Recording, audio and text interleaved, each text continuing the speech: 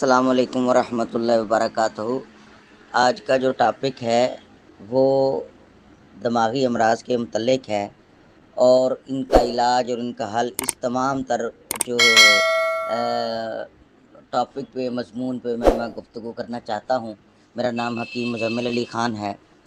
تو سب سے پہلے جو میں گزارش یہ کرنے لگا ہوں کہ جس طرح بھی آگے میں نے بتایا تھا، گزارش کی تھی کہ ہارمونز کیا ہیں، تو یہ کس طرح کام کرتے ہیں۔ ہارمون جو ہیں وہ میں نے بتایا تھا کہ کیسا کیمیائی پیغام ہے جو جسم میں موجود غدودوں کے ذریعے خارج ہوتے ہیں اور ہمارے جسم میں موجود خون میں شامل ہو کر ہمارے جسم کے سیلز تک پہنچتے ہیں اور انہیں بتاتے ہیں کہ ہمیں کیا کرنا چاہیے۔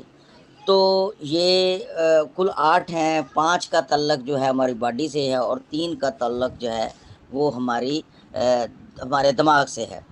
تو دماغ میں جو ہارمونز ہیں 3، وہ اس بات کا جو پیغام ہے یا پیغام رسانی ہے وہ کرتے ہیں، اور جس سے ہمارے پورے جسم کے باقی جو ہارمونز ہیں وہ ان کے کنٹرول ہوتے ہیں۔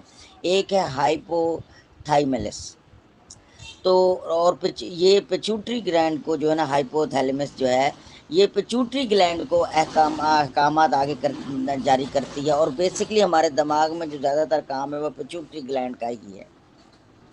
تو پیچوٹری گلینڈ جو ہے وہ تمام تر یعنی گلینڈ پر، یعنی پورے جسم کے تمام غدودوں اور ہارمونز کو کنٹرول کرتی ہے۔ پیچوٹری گلینڈ دماغ میں موجود مٹر کے دانے کے برابر ہوتی ہے، مگر یہ جتنی چھوٹی ہوتی ہے اس کا کام اتنا ہی زیادہ ہوتا ہے۔ تو جب اس کا نظام گڑبڑ ہوتا ہے تو ہمارے دماغی پرابلم، دماغی امراض جو ہے وہ شروع ہوتے ہیں۔ اور دماغ کی ایک تیسری غدود ہے جس کو پائنیری گلینڈ کہتے ہیں، یہ ہمیں نیند آنے میں مدد دیتی ہے۔ تو جب یہ زیادہ تر ان 3 یعنی غدودوں میں، 3 گلینڈ میں خرابی آتی ہے تو ہمیں دماغی امراض ہوتے ہیں، جس میں سب سے پہلے اس میں زیادہ جو ورک کرتی ہے وہ پیچوٹری گلینڈز ہیں۔ اس کے متعلق میں آپ کو بتاتا ہوں۔ السلام علیکم ورحمۃ اللہ وبرکاتہ۔ میں عرض گزارش کر رہا تھا کہ جب یہ تینوں گلینڈز میں، غدودوں میں خرابی آتی ہے تو ہمارا دماغی نظام جو ہے وہ خراب ہوتا ہے۔ اصل میں یہ ہوتا ہے کہ ان کو ایک مناسب ماحول، مناسب آب و ہوا اور مناسب خون کی مقدار اور مناسب ان کو جو نمی کا تناسب ہے وہ جب ان کو موجود ہوتا ہے، ملتا ہے ہمارے جسم سے، جب یہ مناسب خون کی مقدار اور مناسب نمی کی مقدار لیتی ہیں یہ 3 گلینڈز، تو پھر یہ اپنا کام جو ہے، ورک جو ہے وہ بہترین طریقے سے کرتی ہیں۔ ادروائز ان میں کسی قسم کی خرابی ہو تو یہ وہ مناسب طریقے سے ورک نہیں کر سکتی، جس سے ہمارا دماغ جو ہے وہ کمزور ہوتا ہے اور دماغی بہت زیادہ بیماریاں ہمیں لاحق ہوتی ہیں۔ اور ایک اور ہے اعصاب۔ 2 چیزیں ہیں دماغ کو، ایک خون پہنچانے والی گلینڈ جس سے میں نے بتایا، اور ایک اعصاب ہیں جن کا 12,000 ریشے دھاگے کی مانند ہیں جو ہمارے پورے جسم میں پھیلے ہوئے ہیں، اور وہ ریشے جو ہیں وہ بھی پیغام رسانی کا کام کرتے ہیں، اور وہ اعصاب ان کو کہتے ہیں، وہ بھی جب متاثر ہوتے ہیں، اور وہ متاثر ہوتے ہیں خشکی کی وجہ سے۔ یعنی دماغ میں 2 چیزیں، ایک تو ان کو تری ملتی ہے اور ایک ان کو خون کی مقدار۔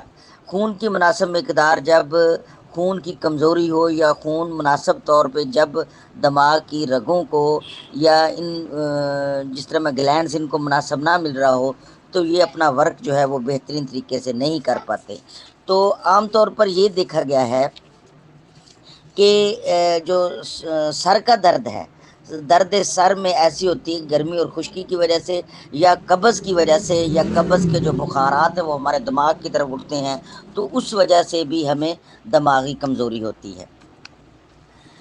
تو یہ اس کا کس طرح اس کی بہت زیادہ اقسام ہیں جو دماغی کمزوری کی اور دماغی امراض کی، جو میں آہستہ آہستہ آپ کو بتا، جو قسمیں ہیں وہ کئی آ جاتی ہیں۔ وہ درد سر ہے، اور اس کے بعد ہے مائیگرین کا پرابلم ہے۔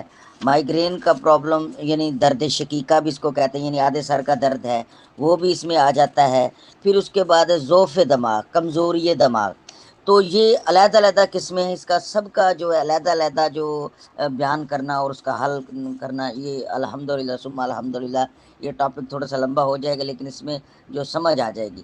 اچھا، تو ایک ہے بے خوابی، یعنی نیند طبعی مدت سے کم آنا یا نیند بالکل نہ آنا اور انسان رات بھر پہلو بدلتے رہنا، تو یہ مرض جب بڑھ جاتا ہے تو یہ مالخولیہ کی شکایت ہو جاتی ہے۔ پھر آ جاتا ہے یعنی بہت زیادہ نیند آنا، یعنی مریض نہایت گہری اور لمبی نیند سوتا ہے اور اس کو جگانا جو ہے بہت زیادہ مشکل ہو جاتا ہے۔ یہ کس وجہ سے ہوتا ہے اس کے متعلق میں آپ کو بتاؤں گا۔ پھر اس کے بعد آتا ہے کہ سرسام، یعنی دماغ کی خلیوں میں دماغ کی جھلیوں میں جو ہے ورم کا ہو جانا، سوج جانا، اس کو سرسام کہتے ہیں۔ پھر جو ہے نسیان، یعنی بھول جانا، یادداشت کی خرابی کی وجہ سے تو مریض کو نئی یا پرانی باتیں یاد نہیں رہتی۔ اس کا کیا مسئلہ ہوتا ہے، اس میں کون سی جو سچویشن ہو جس کا علاج کیا، یہ میں آپ کو بتاؤں گا۔ پھر ہے سر چکرانا، یعنی سر چکراتا ہے، آنکھوں کے گرد اندھیرا آ جاتا ہے، مریض کھڑا نہیں ہو پاتا۔ پھر اس کے بعد آ جاتا ہے پاگل پن، دیوانگی، جنون۔ تو اس مرض میں انسان کی جو عقل میں فطور آ جاتا ہے اور ذہن میں غلط خیالات آ جاتے ہیں۔ پھر آ جاتا ہے مالخولیہ آ جاتا ہے، اس میں مریض کے خیالات فاسد ہوتے ہیں، وہ سوداوی مادہ ان میں بہت زیادہ ہو جاتی ہے، مالخولیہ جنون کی سی کیفیت آ جاتی ہے۔ پھر آتا ہے نیند میں ڈرنا، خواب میں ڈرنا۔ تو اس میں ایک ہوتا ہے، ایک مرض آگے آ جاتی ہے سکتہ کی بیماری، مریض بے حس اور بے حرکت اور بے ہوش ہو جاتا ہے۔ اس کا علاج کے متعلق میں آپ کو بتاؤں گا۔ پھر مرگی کے متعلق ہے، بے ہوش ہو کر دورے پڑنا اور گر پڑنا، ہاتھ پاؤں ٹیڑھے ہو جانا۔ پھر آ جاتا ہے فالج ادرنگ، یعنی بدن کا کوئی حصہ یا نصف حصہ سن ہو جانا، بے حس ہو جانا، حرکت نہ کرنا۔ پھر دماغی مسئلے میں ہی آ جاتا ہے لکوہ، منہ کا پھر جانا، فیشل پیرالائز۔ تو آج جتنی بھی ڈسکشن ہوگی یہ تمام تر جو ہے وہ اس میں یعنی بیماریوں کے متعلق ہوگی۔ تھوڑی سی آڈیو یعنی لمبی ہو جائے گی، لیکن اس میں حکیم حضرات کے عام آدمی کے لیے اور بہت زیادہ فائدہ ہوگا۔